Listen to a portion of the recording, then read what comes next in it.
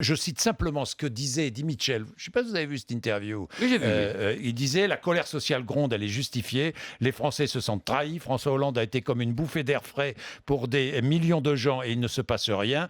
Il me fait de la peine. François Hollande est tout le temps humilié et humiliant.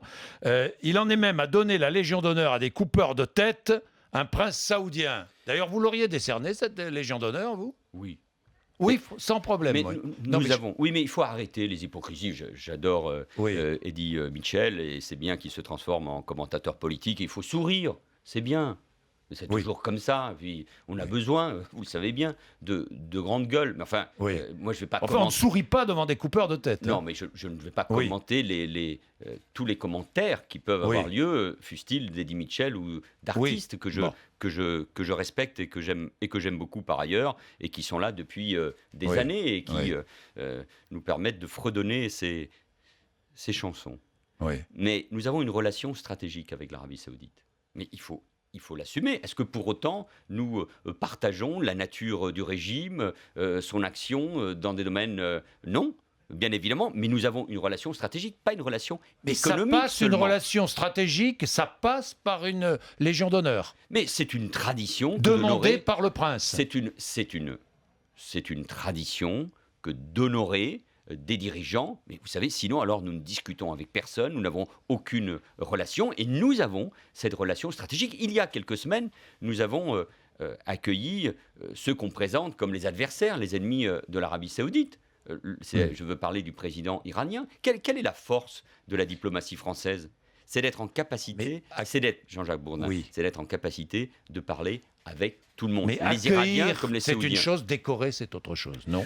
Oui, mais enfin, nous avons cette relation avec l'Arabie Saoudite et parfois il faut souligner cet engagement. Moi, je ne me cache pas, vous savez, Oui. la diplomatie, c'est quelque chose d'extrêmement compliqué. Et dans ce moment-là, dans le Proche et le Moyen-Orient, où il y a ces risques de confrontation, où il n'y a pas ces risques de confrontation seulement, où il y a cette confrontation Oui. entre sunnites et chiites, la force de la France, qui ne se sent pas, contrairement aux mots d'Eddie Mitchell, humiliée là-bas. Elle est respectée. D'ailleurs, d'une manière générale, allons dans le monde et regardons ce que disent les autres pays, les autres peuples, la presse, sur la France, sur l'intervention au Mali, sur notre capacité à résister au terrorisme, sur les réformes économiques que nous avons mises en œuvre, sur aussi la qualité de la vie française, sur nos grands services publics, sur nos grandes marques qui s'exportent partout dans le monde. Donc, sur nos valeurs, sur notre démocratie, même si elle est évidemment bousculée. Regardons aussi sur ce qu'il dit sur la France. Et moi, j'en ai assez, y compris quand c'est un artiste talentueux, de ce regard toujours négatif. Mais c'est pas négatif. Toujours critique. Mais en toujours, quoi est-ce critique? Toujours quoi mais en permanence qui ne laisse aucun espoir.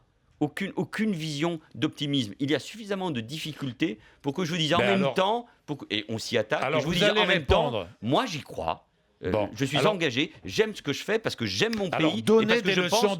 d'optimisme, Manuel Valls, aux Je n'en donnerai auditeurs. pas des leçons, mais j'ai envie Oui. de redonner de l'optimisme, même si je sais Eh ben, que on c'est va voir